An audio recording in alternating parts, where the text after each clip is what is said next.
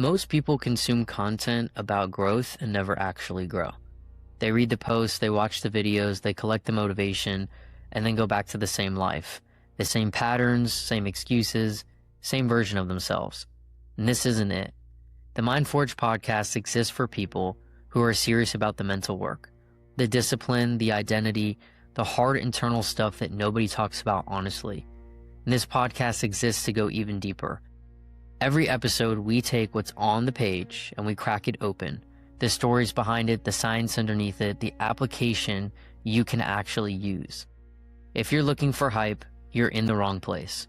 If you're looking to be challenged, to think harder, to leave every episode a little more clear on who you're becoming and what it's going to take, you're exactly where you need to be. I'm Caden Floyd. This is MindForge Podcast, brought to you by Warrior X Training. Let's get to work.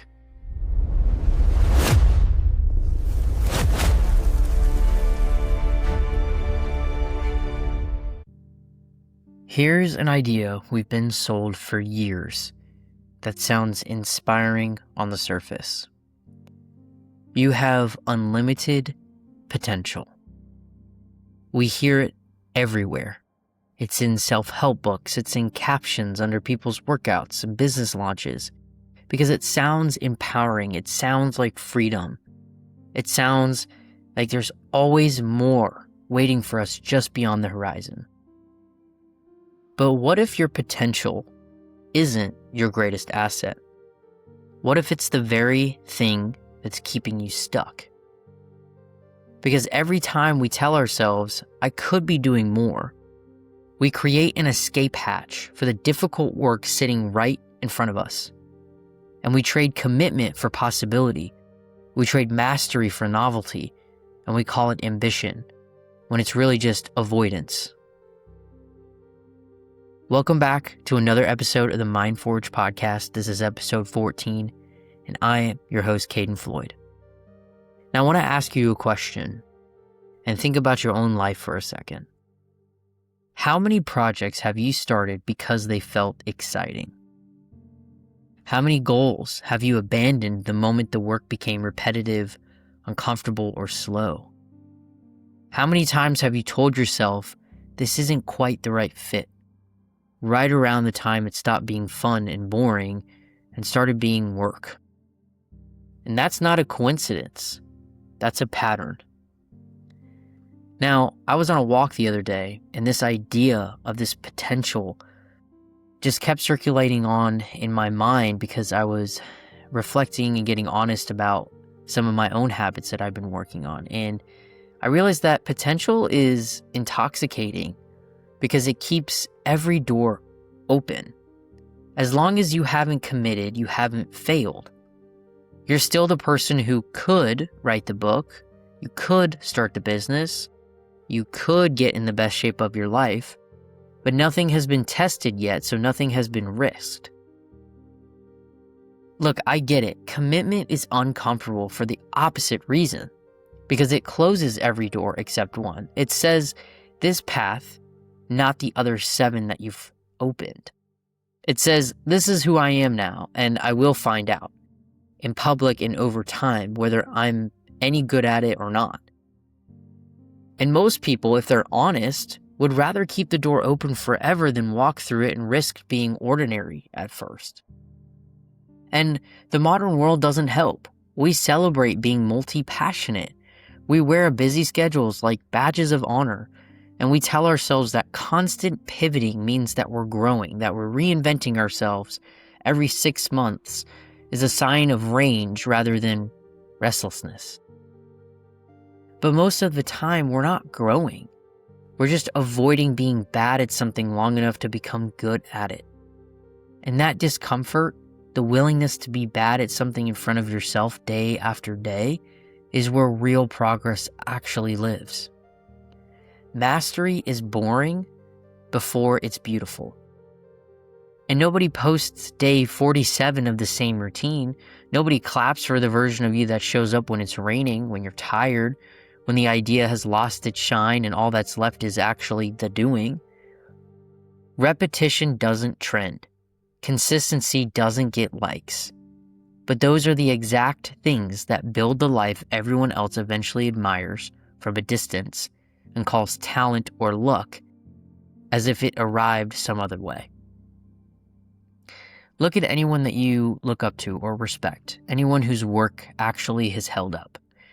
They didn't succeed because they had more potential than everyone else in the room, but they succeeded because they stayed in the arena after the excitement disappeared. They kept showing up after the applause stopped, after the novelty wore off, after the version of the work that felt fun turned into the version that just felt like work.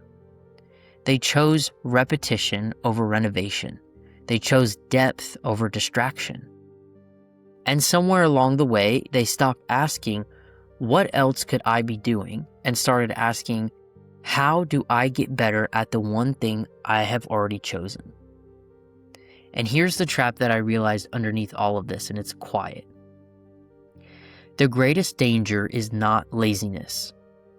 It's living inside an imaginary version of yourself. The one who's always about to start. That future self is disciplined. That future self wakes up early, follows through, never loses momentum, never disappoints anyone. That future self is patient, is focused, has already forgiven you for today. But that person doesn't exist. They're fictional. And every day you spend rehearsing their arrival is a day you didn't spend becoming them. Meanwhile, the real you, who's flawed, inconsistent, occasionally lazy, sometimes scared, is the only version capable of actually changing your life. Not the imagined one. Not the one waiting in the wings for the perfect moment. But this one, today, listening to this, making today's decisions with today's energy. So, with all that said, this is the shift that I'm going to share. Stop asking what you're capable of. That question has no ceiling, which means it's never actually going to demand anything of you. You can hide inside of capable of forever. Start asking what you're committed to. That question has an edge to it. It asks for a name, a deadline, and a next action. It asks you to close some of the doors. Real growth was never built in dramatic moments in life. It's built through ordinary days, repetitive days, through consistent effort that nobody is watching, through difficult conversations that you'd rather avoid, through promises kept to yourself when there's no audience and no credit given. So here's what I'd ask you to do this week. Pick one thing, just one, that you've been tempted to quit. The workout, the relationship conversation, the journal prompt, the business, the book, the instrument gathering dust at the corner. Just pick the one where the excitement wore off weeks ago and all that's left is the actual work. And stay with it a little longer than feels natural. Not forever, not blindly, but just longer than the part of you that wants an exit usually allows.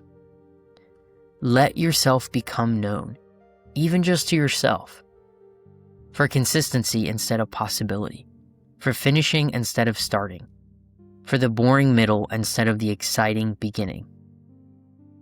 Because potential will always whisper about tomorrow. It's patient, and it'll wait as long as you let it.